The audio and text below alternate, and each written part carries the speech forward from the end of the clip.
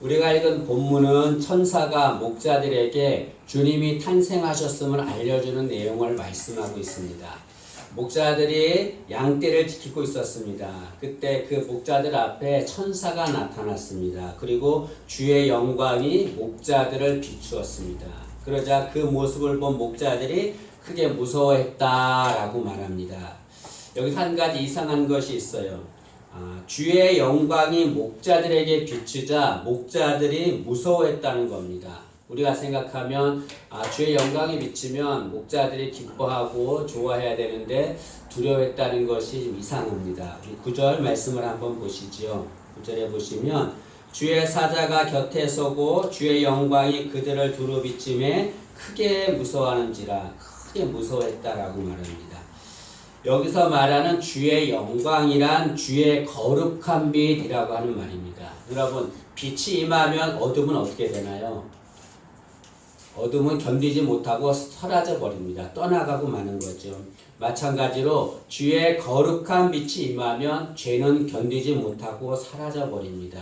인간들은 이 목자들을 포함해서 인간들은 모두 죄에 속해 있습니다. 때문에 주의 영광, 주의 거룩한 빛이 비추자 그 죄 속에 있던 목자들이 무서워하게 된 거죠. 주의 거룩한 빛은 죄를 이기는 것입니다. 이렇게 목자들이 두려워 무서워하고 있을 때에 천사가 그 목자들에게 무서워하지 말라라고 말합니다.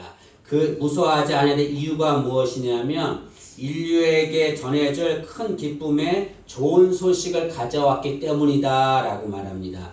10절 말씀을 보시죠. 10절 보시면 천사가 이르되 무서워하지 말라. 보라 내가 온 백성에게 미칠 큰 기쁨의 좋은 소식을 너에게 전하노라.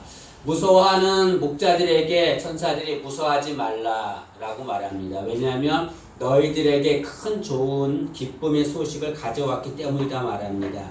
천사들이 전해줄 큰 기쁨의 좋은 소식이란 무엇입니까? 그것은 11절에 보니까 구주가 탄생하셨다는 것입니다. 세상 모든 사람들은 큰 기쁨의 좋은 소식을 듣기를 원합니다. 그리고 결혼하지 못한 자에게 큰 기쁨의 좋은 소식은 뭘까요? 결혼한다는 거죠. 아픈 사람에게 큰 기쁨의 좋은 소식은 무엇이겠습니까? 병을 고침받았다는 거죠. 세상 모든 사람들은 큰 기쁨의 좋은 소식을 듣기를 원합니다. 그러나 우리가 온 인류가 들어야 될 큰 기쁨의 좋은 소식이 있습니다. 그것은 주님이 탄생하셨다는 것입니다. 왜 주님의 탄생이 인류가 들어야 될 큰 기쁨의 좋은 소식입니까? 그것은 주님이 인류를 구원하시기 위해서 탄생하셨기 때문에 그렇습니다. 오늘 11절 상반절에 보면 천사는 목자들에게 구주가 나셨다라고 말합니다. 여기서 구주는 구원자를 말하는 거죠. 메시아가 구원자가 탄생했는데 그 분은 너희들을 구원할 자다 때문에 너희들은 기뻐하라 라고 말하고 있습니다. 여기 주님이 탄생하신 것을 통해서 우리가 알아야 할 것이 있습니다. 그것은 주님은 갑자기 탄생하신 것이 아니라는 거죠. 주님의 탄생은 선지자들의 예언대로 탄생하신 것입니다. 주님의 탄생은 이미 구약에 여러 선지자들을 통해서 여러 번 예언되었습니다. 뿐만 아니라 주님은 유대 땅 베들레헴에서 탄생하실 것이라는 것까지 예언되었습니다. 미가서 5장 2절에 보면 베들레헴 에브라다야 너는 유다 족속 중에 작을지라도 이스라엘을 다스릴 자가 내게에서 내게로 나올 것이라. 여기 미가 선지자는 주님이 탄생하시기 700년 전의 사람입니다. 700년 전에 이미 베들레헴, 유대 땅 베들레헴에서 구주가 탄생할 것이라는 것을 예언한 거죠. 천사는 목자들에게 주님이 다윗의 동네에서 탄생하셨다라고 말합니다. 여기 11절에 보시면 오늘 다윗의 동네에서 너희를 위하여 구주가 나셨으니 라고 말하는데 여기 다윗의 동네는 베들레헴을 말합니다. 구약의 선지자들이 예언했던 곳 베들레헴, 그곳에서 주님이 탄생하신 거죠. 이것은 주님은 갑자기 탄생하신 것이 아니라는 거예요. 그것은 주님의 탄생은 오래전부터 하나님이 계획하신 탄생이었음을 말하고 있습니다. 하나님은 예언하신 것, 약속하신 것은 반드시 이루십니다. 여러분 여기 마리아와 요셉이 베들레헴에 왔는데요. 마리아와 요셉은 베들레헴에 올 마음이 없었습니다. 왜냐하면 마리아는 지금 임신한 상태거든요. 임신한 상태이기 때문에 자신들이 살고 있는 나사렛에서 아기를 낳기를 원했습니다. 그러나 이들은 그럼에도 불구하고 베들레헴에 올 수밖에 없었습니다. 왜 그렇습니까? 그 당시 황제가 자신의 고향에서 호족하라는 명령을 내렸기 때문에 그렇습니다. 여기 황제가 모든 유대인들에게 자신의 고향에서 호족하라라고 명령을 내렸어요. 이 명령은 하나님께서 황제를 통해서 하신 것입니다. 여러분 주님이 베들레헴에서 탄생하려면 어디로 와야 합니까? 베들레헴으로 와야 되는 거죠. 마리아와 요셉이 베들레헴에 오게 하기 위해서 하나님께서는 황제를 통해서 호종 명령을 내리게 하신 것입니다. 다시 말하면 하나님은 주님이 베들레헴에 탄생하는 예언을 성취시키려고 황제를 사용하신 거죠. 우리는 이것을 통해서 마리아와 요셉을 통해서 우리가 고난에 대해서 한번 생각을 해봐야 됩니다. 여러분 지금 마리아는 임신한 상태예요. 힘든 상태입니다. 그런데 그 임신한 상태로 베들레헴에 온다는 것은 큰 고난이었습니다. 그러나 여러분 그 마리아와 요셉의 그 고난 때문에 하나님의 예언이 성취될 수 있었습니다. 만약에 마리아와 요셉이 힘들어서 고난 때문에 베들레헴에 오지 않았다면 하나님의 예언은 성취되지 않았겠죠. 우리도 살아갈 때 많은 고난을 받을 때가 있습니다. 하나님이 우리에게 고난을 주실 때가 있어요. 그 고난 주신 이유를 알 수가 없습니다. 왜 고난을 주신지 이유를 알 수가 없습니다. 그로 인해서 때로는 하나님을 원망하고 불평할 때도 있습니다. 그러나 여러분 반대로 생각하면 하나님이 우리에게 고난을 주신 것에 우리는 감사할 수 있어야 합니다. 왜냐하면 하나님은 우리에게 주신 그 고난을 통해서 당신의 선한 일을 이루시기 때문에 그렇습니다. 내가 지금 고난 당하고 있다고 한다면 우리는 이 고난을 통해서 하나님이 선한 일을 이루시기 원하신다는 것을 알고 감사하고 위로받는 우리가 되어야 될 줄로 믿습니다. 여기 천사는 목자들에게 주님의 탄생을 알려주었습니다. 목자들에게만 주님의 탄생을 알려준 거죠. 이 당시에는 제사장도 있었어요. 서기관들도 있었고 황제도 있었습니다. 그런데 천사는 그들에게는 주님의 탄생을 알려주지 않았습니다. 오직 목자들에게만 주님의 탄생을 알려주었습니다. 왜 천사는 목자들에게만 주님의 탄생을 알려주었을까요? 여러 가지 이유가 있다고 생각합니다. 제가 생각한 것은 두 가지입니다. 첫째는 목자들이 깨어 있었기 때문에 그렇습니다. 여러분 지금 천사는 목자들에게 나타났는데 언제 나타났냐면 밤에 나타났어요. 밤에 나타나서 예수님의 탄생을 알려주었습니다. 밤은 어떤 시간입니까? 밤은 잠을 자는 시간입니다. 그러나 그 잠자는 시간에 목자들은 잠을 자지 않고 깨어 있었습니다. 목자들이 깨어 있었기 때문에 그들은 주님이 오시는 것을 알 수 있었습니다. 깨어 있어야 주님이 오시는 것을 알 수 있는 거죠. 주님은 제자들에게 말씀했습니다. 내가 승천했다가 다시 올 것이다 라고 말씀합니다. 다시 올 텐데 그때 너희들이 어떻게 하고 있어야 되냐? 너희들은 깨어 있어야 된다 라고 말씀하셨습니다. 주님이 처음 오실 때도 목자들이 깨어 있었기 때문에 주님 오신 걸 알 수 있었습니다. 주님 다시 오실 때도 우리는 깨어 있어야 주님을 만날 수가 있습니다. 그러면 여러분 여기서 깨어 있으라는 것은 무슨 뜻입니까? 이게 문자적으로 잠을 자지 말라는 것입니까? 혹자는 깨어 있으라는 것은 기도하라는 것이다 라고 말하는 이들이 있습니다. 그러나 여러분 깨어 있으라라고 하는 것은 주님이 오시는 것을 준비하라는 말입니다. 주님은 말씀하시기를 내가 다시 올 텐데 다시 올 때 너희들은 깨어 있어야 된다 라고 말합니다. 마태복음 24장 42절에 그러므로 깨어 있으라 어느 날에 너희 주가 임하는지 너희가 알지 못함이니라 라고 말합니다. 그런데 주님께서 이 말씀을 하시고 곧 이어서 이 똑같은 말씀을 다른 표현으로 말씀하십니다. 마태복음 24장 44절에 이러므로 너희도 준비하고 있으라 생각지 않은 때 인자가 오리라. 처음에 주님께서는 깨어 있으라. 왜냐하면 내가 언제 올지 알지 못하기 때문이다라고 말씀하시면서 이어서 준비하고 있으라. 왜냐하면 내가 언제 올지 알지 못하기 때문이다라고 말합니다. 처음에 주님은 깨어 있으라라고 말하고 그 다음에 준비하고 있으라라고 말씀하십니다. 이것은 무슨 말입니까? 깨어 있는다는 것이 곧 뭘 한다는 거죠? 준비하라는 것을 말씀하고 있습니다. 준비하는 자만 주님을 만날 수 있는 거죠. 주님께서 그 재림에 대해서 말씀하시면서 열처녀 비유를 말씀했습니다. 10명의 처녀가 있는데 신랑을 기다리고 있었어요. 그런데 신랑이 더디 오는 거예요. 그래서 10명이 모두 잠이 들었습니다. 그런데 신랑이 옵니다 라고 하는 소리를 들었어요. 10명이 다 깨었죠. 그런데 5명은 기름을 준비했어요. 5명은 기름을 준비하지 못했습니다. 어떻게 됐습니까? 기름을 준비한 5명만 신랑을 맞이할 수 있었습니다. 여러분, 준비된 자만이 주님을 맞이할 수 있습니다. 깨어있는 목자들이 주님이 오시는 것을 알 수 있었듯이 깨어있는 자, 준비된 자만 주님을 맞이할 수 있습니다. 혹자는 오해하는 이들이 있습니다. 그것은 주님이 오시는 것을 아는 것이 주님 오시는 것을 준비하는 것이다 라고 생각하는 이들이 있습니다. 그러나 그렇지 않습니다. 주님이 오시는 것을 아는 것과 준비하는 것은 다릅니다. 주님이 오시는 것을 아무리 알아도 준비하지 않으면 주님을 맞이할 수 없습니다. 여러분, 우리가 주일 되면은 이렇게 예배를 드리잖아요. 예배를 드린다는 것은 누구나 다 압니다.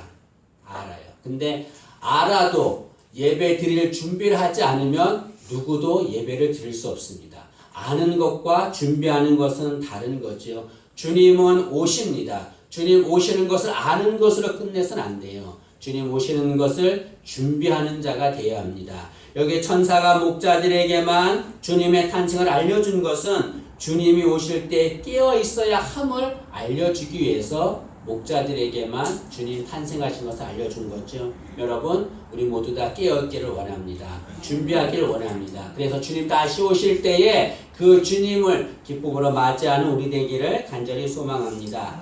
두 번째로 천사가 목자들에게만 주님의 탄생을 알려주는 것은 목자들이 신앙을 지킨 자들이었기 때문에 그렇습니다.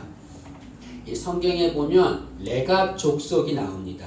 레갑 족속은 여호나답의 아버지 레갑의 후손들입니다. 그런데 이 레갑이 자신의 후손들에게 명령을 내렸어요. 너희는 이렇게 살아야 된다라고 명령을 내렸습니다. 그것이 뭐냐면 하나님만을 섬기며 포도주를 금하고 평생 광야에서 목축을 하며 살라라고 명령했습니다. 이것은 세상과 구별된 삶을 살라는 거죠. 그런데 이 레갑 족속들이 이 레갑의 명령대로 그렇게 순종하며 삽니다. 그런데 그런 삶이 쉽지가 않죠. 힘들고 어렵습니다. 비천하고 가난한 삶을 살 수밖에 없습니다. 그럼에도 불구하고 이 레갑의 후손들은 레갑의 명령대로 그렇게 신앙을 지키면서 살았습니다. 나중에 하나님께서 이렇게 신앙을 지킨 레갑 족속들을 지켜주십니다. 이스라엘 백성들이 범죄함으로 바벨론의 포로로 끌려갑니다. 그런데 모든 백성들이 다 포로로 끌려가는데 그 중에서 이 레갑 족속들은 바벨론의 포로로 끌려가지 않습니다. 하나님이 신앙을 지킨 이 레갑 족속을 지켜준 거죠. 그런데 이 본문에 나오는 목자들이 바로 그 레갑 족속들이었습니다. 이들은 끝까지 레갑이 가르친 대로 하나님을 섬기며 포도주를 금하며 평생 광야에서 목축을 하며 살았습니다. 천사는 이렇게 끝까지 신앙을 지킨 이들에게 주님의 탄생을 알려준 거죠. 여러분, 주님은 누구에게 임하십니까? 잘난 사람, 능력이 많은 사람, 가진 것이 많은 사람, 그런 사람에게 임하실까요? 주님은 믿음을 지키는 자, 신앙을 지키는 자에게 임하시는 거죠. 여러분, 믿음을 지킨다는 것은 뭘 말합니까? 어떠한 상황에서도 주님에 대한 신앙을 포기하지 않는 것, 그것이 믿음을 지키는 것입니다. 여러분, 천사가 목자들에게만 주님의 탄생을 알려준 이유가 무엇입니까?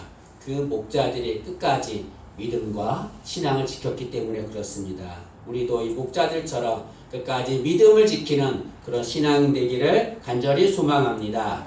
여기 주님은 천사들은 목자들에게 주님이 탄생하셨다라고 말씀하셨는데 그 주님의 탄생을 말하면서 너희를 위하여 구주가 나셨다라고 말합니다. 다시 말하면 주님은 우리를 위해서 탄생하셨다라고 말씀하고 있습니다. 여기 우리를 위해서 탄생하신 주님, 그 주님 얼마나 감사합니까? 그 주님께 우리가 해야 할 것이 있습니다. 두 가지를 말씀드리겠습니다. 첫째로는 주님을 우리의 구주로, 우리의 주인으로 모셔야 합니다. 이 당시는 가이사 아구스토라고 하는 사람이 있었는데 이 사람은 로마의 초대 황제입니다. 그래서 이 사람은 로마는 물론이고 유대인을 다 다스렸습니다. 모든 사람은 가이사 아구스토의 지배를 받아야 했습니다. 그리고 가이사 아구스토를 구주, 주인이라고 불러야 했습니다. 이 당시는 가이사 아구스토가 모든 이들의 구주였습니다. 그런데 천사가 나타나서 너희를 위해서 구주가 탄생했다라고 말씀합니다. 이것은 가이사 아구스토가 구주가 아니라 예수 그리스도가 이제 탄생하는 주님이 너희들의 진정한 주인이고 너희들의 구주다라고 하는 것을 말하는 겁니다. 가이사 아구스토가 황제가 구주가 아니라는 거죠. 여러분 우리도 세상 살아가면서 구주로 믿고 따르는 것들이 있습니다. 주님 외에 구주로 믿고 따르는 것들이 있습니다. 물질이라든가 권력이라든가 뭐 건강이라든가 심지어 자기 자신을 구주로 믿고 따르는 이들이 있습니다. 그러나 우리가 주님을 만나고 나서는 어떻게 됩니까? 주님을 우리의 구주로 섬기고 믿어야 되는 거죠. 여러분 성경에는 주님을 만나서 구주가 바뀐 자들이 많이 있습니다. 그 중에 대표가 사도 바울이죠. 사도 바울은 많은 것을 가진 자입니다. 로마 시민권을 가졌고 부자였고 지식이 많은 자였습니다. 조금도 모든 사람들이 이 사도 바울을 부러워했습니다. 그러나 사도 바울은 자신이 가지고 있는 모든 것들을 다 배설물로 여기고 버렸다라고 말합니다. 왜 그렇습니까? 새로운 구주, 새로운 주인이 자신에게 있기 때문에 그렇습니다. 그 주인을 만났기 때문에 그래요. 그분이 바로 예수 그리스도십니다. 여러분, 우리의 진정한 구주는 누굽니까? 나의 진정한 주인은 누굽니까? 명예입니까? 권력입니까? 건강입니까? 주님만이 우리의 진정한 구주가 되어야 될 줄로 믿습니다. 우리를 위해서 탄생하신 주님, 그 주님을 우리의 구주로 주인으로 모시는 우리가 되어야 될 줄로 믿습니다. 또 하나 주님의 탄생을 통해서 우리가 해야 할 것은 이 주님의 탄생을 알려야 한다는 거죠. 여기 목자들이 주님이 탄생하신 것을 알게 된 것은 천사들이 알려주었기 때문에 알게 된 것입니다. 그런데 여러분 지금도 주님의 탄생하신 것을 천사들이 나타나서 알려주나요? 하늘에 나타나가지고 구주가 탄생했다라고 알려줄까요? 지금은 천사가 알려주지 않죠. 그럼 누가 알려줍니까? 주님의 탄생을 아는 우리가 주님의 탄생을 알려줘야 되는 거죠. 여러분 이 당시 여기 목자들은 베들레헴 성읍 밖에 살고 있었습니다. 근데 주님은 어디에서 탄생했습니까? 베들레헴 성읍 안에서 탄생했습니다. 때문에 이 천사들이 목자들한테 주님의 탄생을 알려주지 않으면 이들은 주님의 탄생을 알지를 못하게 되는 거죠. 마찬가지 이 세상의 많은 사람들은 다 주님 밖에 살고 있습니다. 그들은 주님의 탄생을 알지를 못해요. 그들이 주님의 탄생을 알게 하려면 어떻게 됩니까? 주님의 탄생을 아는 우리가 그들에게 가서 주님의 탄생을 알려주어야 합니다. 그것이 우리가 이 성탄절에 해야 될 일이죠. 이제 우리 수요일날에 성탄 예배를 드릴 텐데 주위에 주님의 탄생을 알지 못하는 많은 이들이 있습니다. 그들을 초청해서 우리 함께 주님의 탄생을 축하하고 감사하는 예배를 드리는 우리가 되기를 간절히 소망합니다. 주님께서 이 땅에 인간으로 오신 것을 믿지 못하는 사람이 있었습니다. 그 사람은 하나님이 인간이 되었다는 것을 믿지를 못하는 겁니다. 어떻게 하나님이 인간으로 오실 수 있나 의심했어요. 그런데 어느 날 자신의 문 앞에 그 먹이를 먹지 못해서 비실거리는 새들을 발견했습니다. 이 사람은 그 새들이 너무 불쌍한 거예요.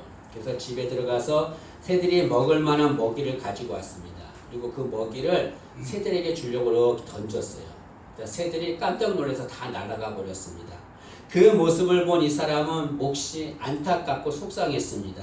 자신이 새들에게 그 먹이를 준 것은 새들을 사랑해서 새들을 살려주려고 먹이를 준 건데 새들이 이걸 알지를 못한 겁니다. 이 사람은 속으로 외쳤습니다. 내가 만약에 새가 되어서 말을 할 수 있다고 한다면 내가 새들에게 내가 너희를 사랑해서 먹이를 준 것이다 라고 알려줄 텐데 새들은 그 사람의 말을 알아줄 수 없는 거죠. 순간 이 사람은 그 상황을 보고서 하나님이 인간 되신 상황을 알게 되었습니다. 하나님께서 인간들을 사랑하세요. 근데 인간들이 그 하나님의 사랑을 알지를 못하는 겁니다. 하나님이 내가 너희를 사랑한다. 내가 너희를 사랑한다. 아무리 얘기해도 인간들이 하나님의 사랑을 알지를 못해요. 그래서 인간들에게 그 하나님의 사랑을 알려줄 수 있는 방법이 하나밖에 없었습니다. 그것이 무엇입니까? 인간의 모습으로 내려오는 거죠. 인간의 모습으로 내려와서 인간들에게 내가 너희를 사랑한다. 하나님이 너희를 사랑한다는 것을 알려주는 거죠. 여러분, 하나님이 이 세상에 탄생하신 이유가 무엇입니까? 천사는 말하기를 너희를 위하여 구주가 나셨다라고 말씀합니다. 우리를 사랑하셔서 주님께서 이 땅에 인간의 모습으로 온 것입니다. 하나님이 인간이 되신 것은 우리를 향한 사랑입니다. 그 큰 사랑, 그 놀라운 사랑, 우리는 그 사랑을 알고 있어요. 그러나 그 사랑 알지 못하는 사람들이 있습니다. 그들에게 우리가 어떻게 해야 합니까? 주님의 탄생을 전하는 자가 되어야 합니다. 주님은 우리를 위해서 천한 인간의 모습으로 탄생했습니다. 이것은 큰 기쁨이고 좋은 소식입니다. 그러나 이 큰 기쁨의 좋은 소식을 알지 못하는 자들이 있어요. 그들에게 이 큰 기쁨의 좋은 소식을 알려준 우리가 되어야 될 줄로 믿습니다. 천사들이 나타나서 목자들에게 주님이 탄생하신 큰 기쁨의 좋은 소식을 알려주었습니다. 우리도 천사들처럼 많은 이들에게 주님의 탄생을 알지 못하는 이들에게 주님이 탄생하신 큰 기쁨의 좋은 소식을 알리는 우리 모두가 되기를 간절히 소망합니다.